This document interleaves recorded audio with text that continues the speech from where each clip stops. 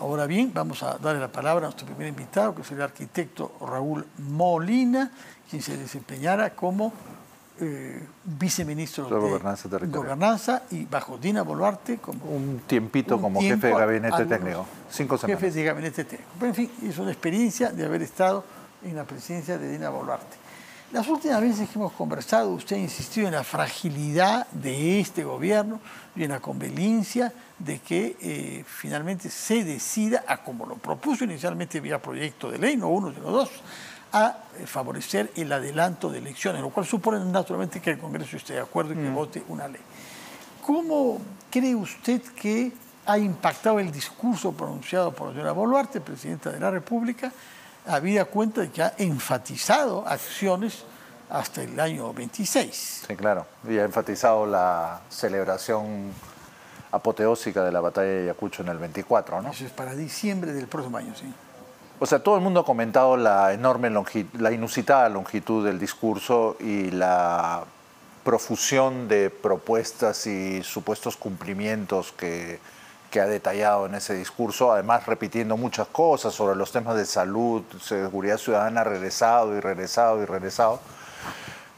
A veces, por momentos tengo la impresión que frente a la poca aceptación que tienen y la densidad de críticas que reciben, han querido como hacer un ejercicio de buen alumno de la clase y mostrar una enorme cantidad de compromisos.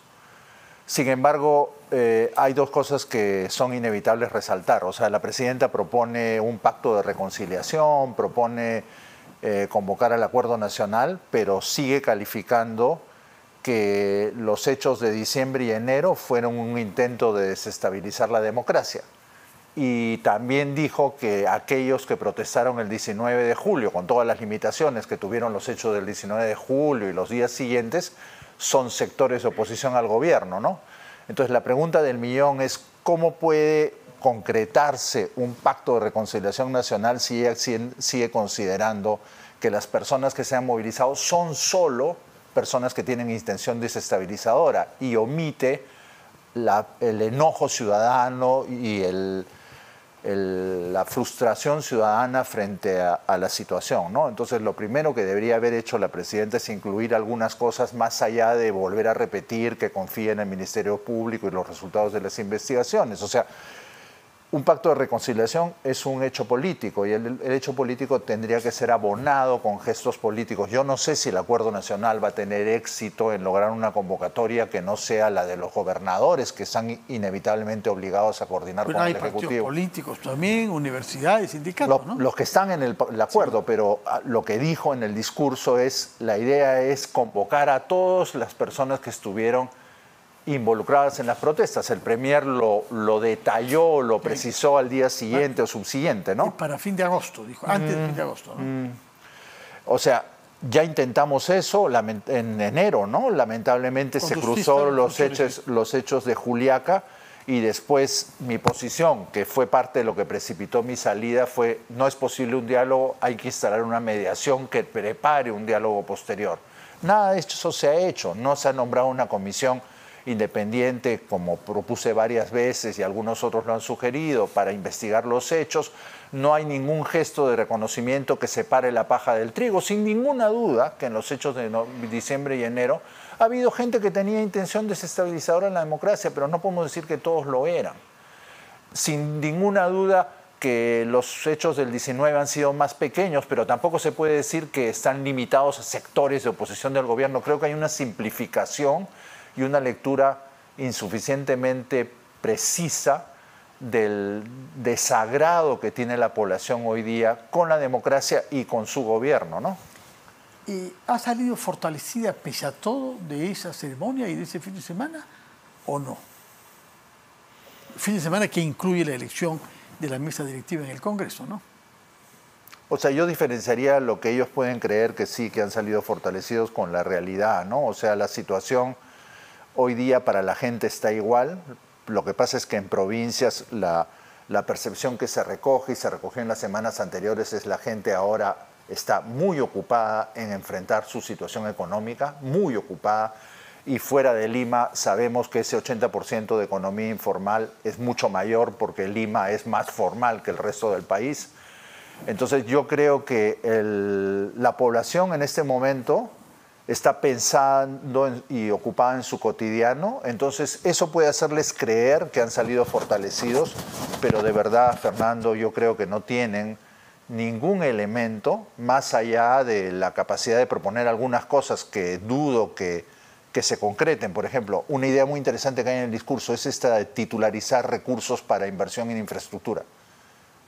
La pregunta es, ¿eso cuán armado está? ¿Es solo una idea? Esas son operaciones muy interesantes, hay países que las usan, pero están preparadas, están avanzadas, porque si no va a ser como el agua potable y el saneamiento de Juliaca, que se ha comprometido que lo va a hacer, que lo va a iniciar, se ha comprometido la Petroquímica del Sur, que hace años estamos hablando, ha dicho que va a ser su legado.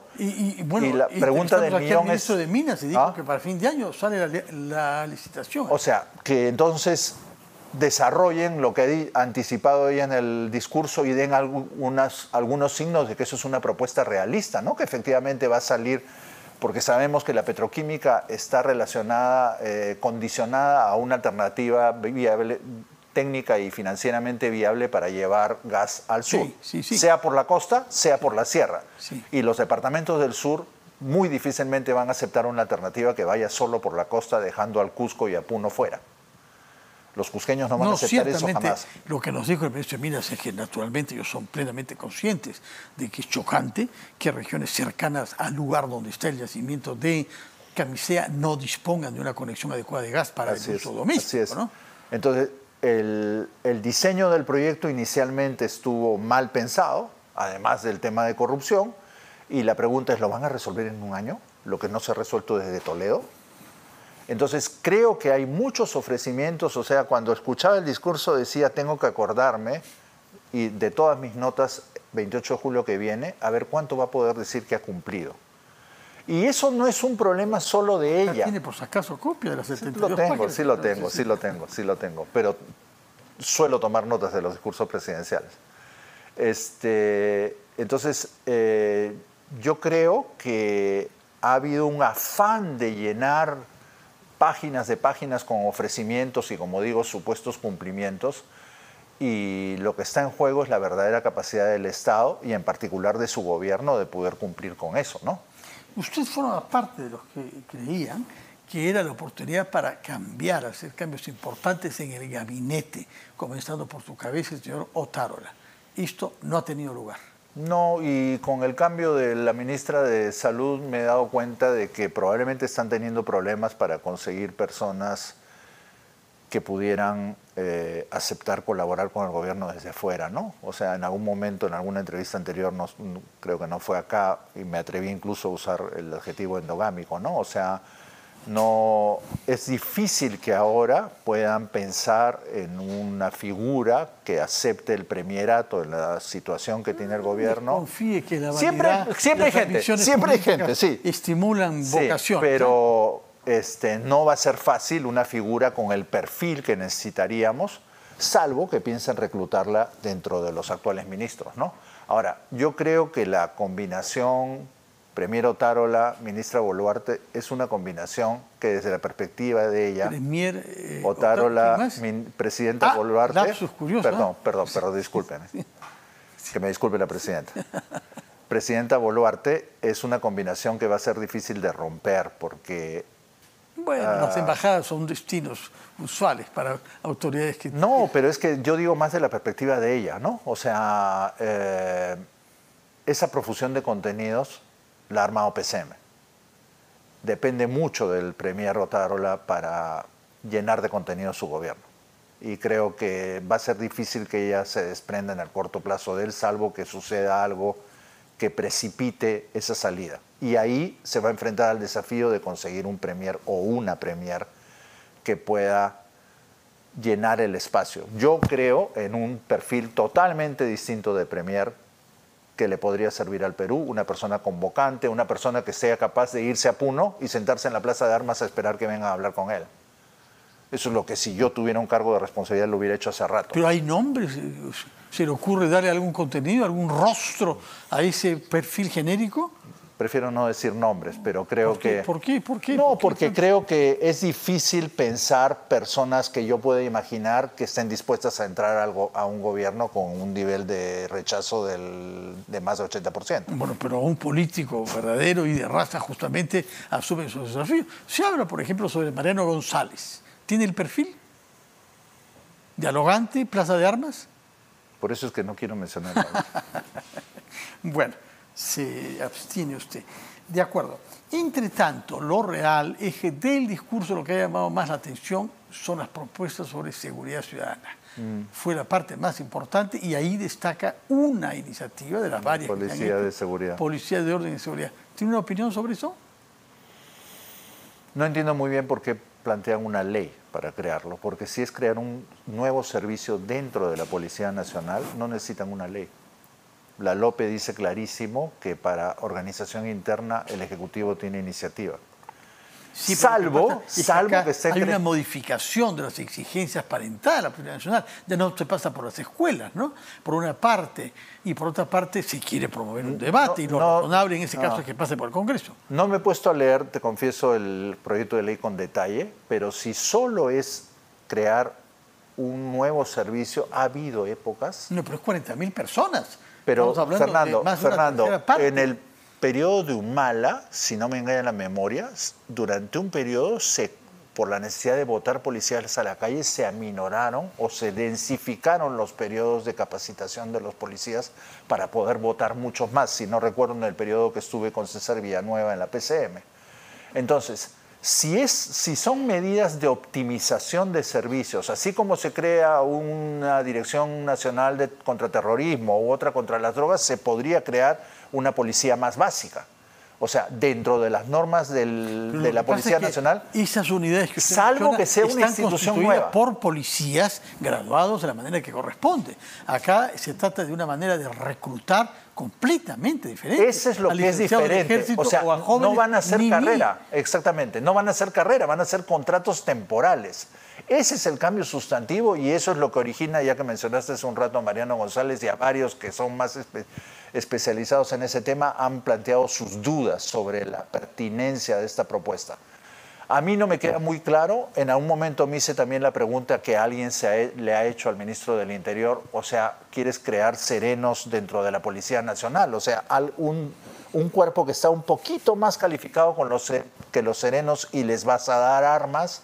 Entonces, hay varias cosas imprecisas, pero lo que sí te digo es que en términos estrictamente normativos, salvo que quieras crear una nueva categoría institucional, en estricto sentido no tienes que ir al Congreso. Claramente es una nueva categoría. Entonces, ¿qué vamos a hacer una nueva Policía Nacional? No, hay los oficiales, hay los suboficiales y hay los miembros de esta otra categoría. Incluso los que lo defienden sostienen que esa división en tres categorías diferentes existe en otros países, como Chile y Colombia. Por eso, o sea, a ese nivel no veo tan claro por qué tiene que ser una ley. Sí, es verdad que los van a excluir de la carrera policial. O sea, los policías actuales, los suboficiales, los técnicos y los oficiales tienen una carrera, lo que ha dicho el Premier muy claro, son chicos que se van a contratar por periodos de 6 meses, si mal no recuerdo, ¿no? Renovables. Sí. ¿No? Periodos hasta de 3 años. Bueno, ok. Sí. Pero igual, es una figura temporal, ¿no? Es como si fuera una especie de locador de servicios para la policía. Eso sí plantea una cierta precariedad en términos incluso del concepto de uso exclusivo de la fuerza por el Estado, porque está poniendo personal temporal a hacer ejercicio de esa potestad exclusiva del Estado, que me produce una cierta preocupación sin ser especialista en el tema. De acuerdo. Otros temas sobre que quería preguntarles, las consecuencias para el gobierno del acercamiento que se ha producido entre fujimoristas y serronistas o perulibristas. ¿Cómo percibe usted, cómo analiza lo que ha pasado para elegir una nueva mesa directiva? Mira, que partidos opuestos se pongan de acuerdo para constituir una directiva no es algo que podemos considerar no relacionado con la democracia. Lo que pasa es que en las democracias maduras, cuando hay ese tipo de coaliciones entre opuestos, es porque ha habido una negociación política sobre aspectos programáticos. O sea, las partes han cedido y han acordado una tercera opción que pueden suscribir y eso es lo que sostiene la mesa directiva. Acá no es claro qué cosa han pactado, porque unos han jurado por la Constitución del 93 y otro juró por una nueva Constitución y una asamblea. Entonces, ese es el tema. Nuestros partidos y sus bancadas, que a veces ya no parecen representar a nadie sino a sí mismas, no expresan ninguna opción programática sobre lo que le ofrecen a la sociedad peruana. Pactan sobre cosas que son absolutamente cortoplacistas y acotadas a sus propios intereses.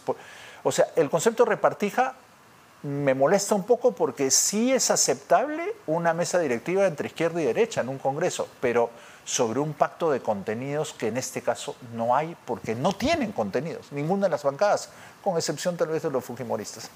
Bueno, por otra parte, un debate que va a tener lugar ahora en el Congreso, yo quisiera conocer su opinión, para autorizar a la señora Boluarte a salir al extranjero el lunes por 3 días a Brasil, a Belén de Pará, no es lejos, pero en fin, es la selva, con motivo de una reunión de la organización del Tratado de Protección de la Amazonía, la OTPA. ¿Es importante este tratado, esta organización? ¿Pesaba cuando usted estaba en gobierno? No es un motivo suficiente. Yo soy arquitecto, no quiero sustituirme a los constitucionalistas. Varios han opinado sobre el riesgo que representa esa ley. Si pensamos para atrás, si lo hubieran aprobado como reforma constitucional en la legislatura anterior, ya hubieran podido hacer la segunda votación y no tendría problema. Pero hacer esa modificación por ley ordinaria, manteniendo el precepto constitucional que el presidente es reemplazado por vicepresidente, yo creo que se está abriendo una caja de Pandora que le puede costar mucho a la presidenta en el futuro y no está saliendo. Que le puede costar en el sentido de que a alguien se le ocurra hacer una denuncia constitucional. Exactamente. Pero no es el futuro, es en cuanto ponga los pies afuera. Exactamente. ¿No? Pero eso es futuro de todos modos, ¿no? Inmediato. Alguien, siempre hay personas que quieren sacar este pretexto u otro. Y creo que es más allá de la reunión, creo que no hay que calificar la reunión. Creo que está abriéndose una puerta que es muy precaria por un afán de poder recuperar, que puedo entender, la posibilidad de viajar al exterior, ojalá que no lo maluse en el futuro para ir y no volver, pero bueno, es claro que la Constitución sigue diciendo lo que dice y una ley ordinaria no puede cambiarlo. Respecto del tema mismo, hay una carta enviada por la presidenta al presidente del Congreso, donde además de referirse a la sostenibilidad que hay que garantizar para esa región y a la calidad de vida de sus habitantes, menciona la triple crisis planetaria, ¿no? De clima, de salud y de biodiversidad. Pero el primer ministro ha añadido algo que no está en la carta enviada al Congreso, el tema del narcotráfico y la minería ilegal. Todos sabemos que la selva es un espacio grande y complejo y que es en la selva peruana, donde tenemos problemas con el cultivo de coca, ¿no? Grave problema. Además, el discurso, si no he entendido mal, en algún momento dijo que se han erradicado 110.000 hectáreas, no sé durante qué periodo, pero en su periodo no creo que llegue ni a 1.000 y algo. Tenemos un grave problema con eso, pero no sé si un evento en Brasil sobre Amazonía va a plantear virajes importantes en la política regional como para que sea indispensable que ella vaya, ¿no? O sea, necesitamos políticas internas mucho más claras contra tala ilegal y contra el narcotráfico. Tú sueles mencionar en tus programas el problemón que tenemos en el Putumayo, cómo está creciendo el cultivo de hoja de coca, está regresando en el Guayaga, y el crecimiento de hectáreas es cada vez más fuerte y el Estado no está actuando. Incluso durante varios años casi se dejó de erradicar, ¿no? Sí. Bueno, lo veo reservado sobre el fundamento constitucional para que se autorice el viaje y sobre el contenido mismo de esa reunión. Habrán otras a la ONU, sin duda, en septiembre y a PEC. Eso puede tener mucho más peso, digamos, en términos de mejorar la imagen del país afuera. Raúl ¿no? Molina, ex jefe del Gabinete Técnico de la Presidencia de la República y ex viceministro de Gobernanza Territorial, muchas gracias.